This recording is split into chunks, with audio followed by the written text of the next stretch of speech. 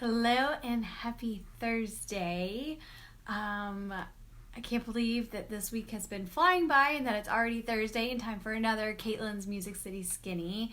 So today we're going to be talking about home inspections, and I know that if you've seen any of my previous videos that I did with Diligent here in Nashville, the owner, Michael Conrad, says, unfortunately, sometimes the home inspections is where contracts go to die, and so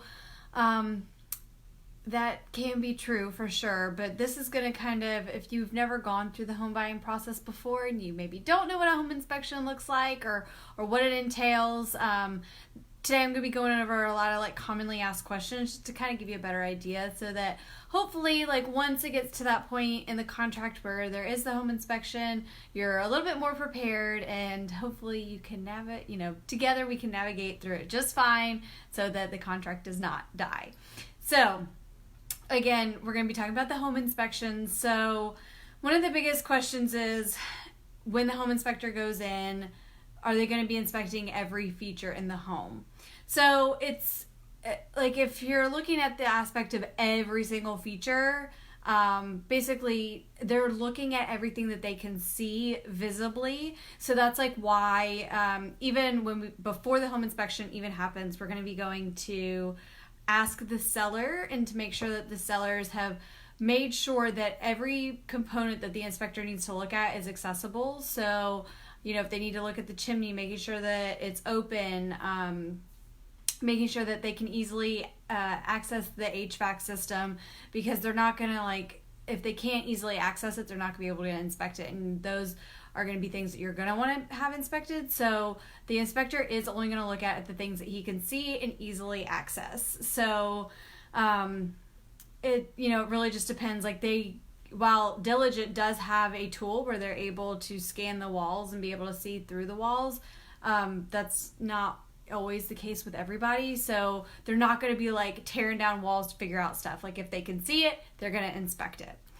Now, can you ask the home inspector to look at specific components? And that is a big yes. So if you might have a concern, maybe you walk into a room that's been added on and you're thinking it's a little too hot, then you can absolutely ask them to look at the HVAC unit in comparison to the size of the home, just to see if it fits, just to see if it's large enough for the space, just to see, is the air flowing through properly, because that's going to be a big deal. Because obviously, especially when it's 100 degrees outside, you are not going to want it to be you're not going to want to have a room that's not properly air conditioned. So you absolutely can ask if there's anything else that, say maybe you're looking at a home with a pool and you want the pool inspected, then the inspector can take a look, but they're also going to need to have an actual pool inspector come out and take a look at it.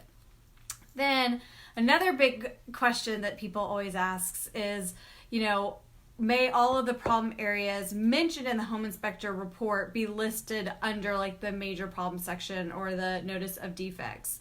So no, not necessarily. So when I work with Diligent, they like to list out any problems they find in a home with levels. So they have level 1, 2, and 3. 1 is going to be, it's a concern, but it's not the biggest deal in the world. Whereas 3 is this is something you should probably ask for from the seller when you go back to negotiate the repairs.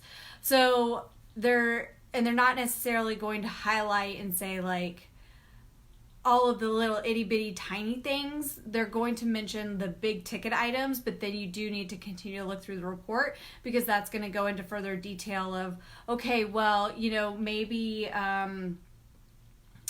maybe the foam surrounding your AC unit outside, maybe that's wearing. Well, that's not going to necessarily be a major defect, but they are going to note it. And then after we get the report back and we go through it together, then I'm going to tell you, okay, this is going to be a big problem. This is something we should ask for from the seller, versus this is something that while they do say it's of concern, it's not going to be a major issue, and that's something that you could wait on for a little bit down the road.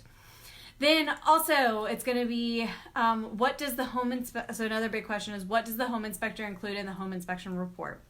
So they're going to list, like I said, any defects that are on there, whether it's big or small, and then that's where we go back to the negotiating table and figure out what do we want to ask for from the sellers. And a defect can be anything that's structural, mechanical, another condition that would be significant and have adverse effects on the value of the property, like those are something else.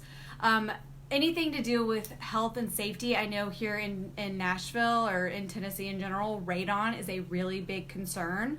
So that's gonna, they're gonna note that whether the crawl space is adequately, fixed to where it's going to be properly encapsulated so that there's less radon or no radon basically coming up into your home, because that is a huge leading cause of lung cancer. So those things are going to be noted.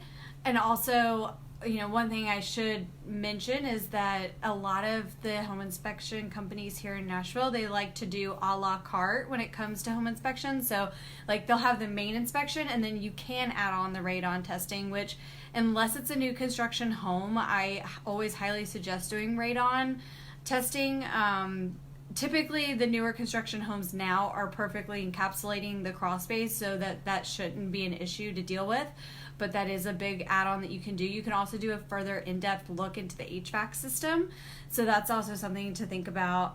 So it just depends on which home inspection company you decide to use, but we are just seeing a lot more doing an a la carte style.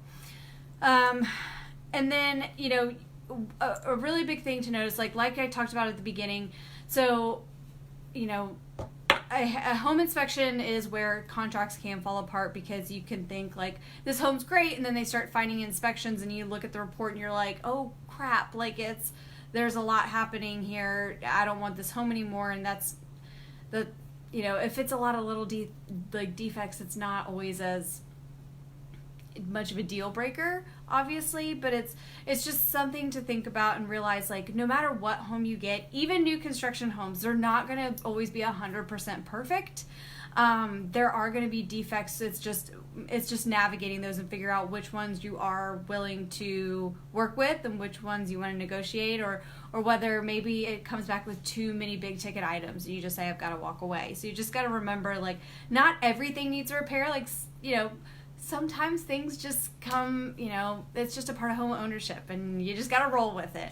But, if it is a big ticket item, those are normally things that we'll negotiate and work with the seller on. So, it's just the home inspection. It's, it can be about a 3-hour process if you've never been through one before. And so, I always show up to the inspection just to make sure that I'm talking to the inspector and getting it, everything from him instead of always having to dissect the report with, no guidance from the inspector. But it's a really important process, especially when you're buying a home. I almost, like, unless it's like a real specific situation, I'm always going to recommend doing a home inspection just so you know what you're getting.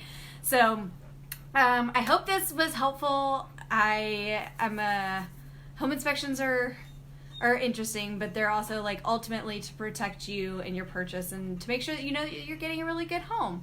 Hi, Anson. We had an inspector tell us we needed to replace the deck to be able to buy the home.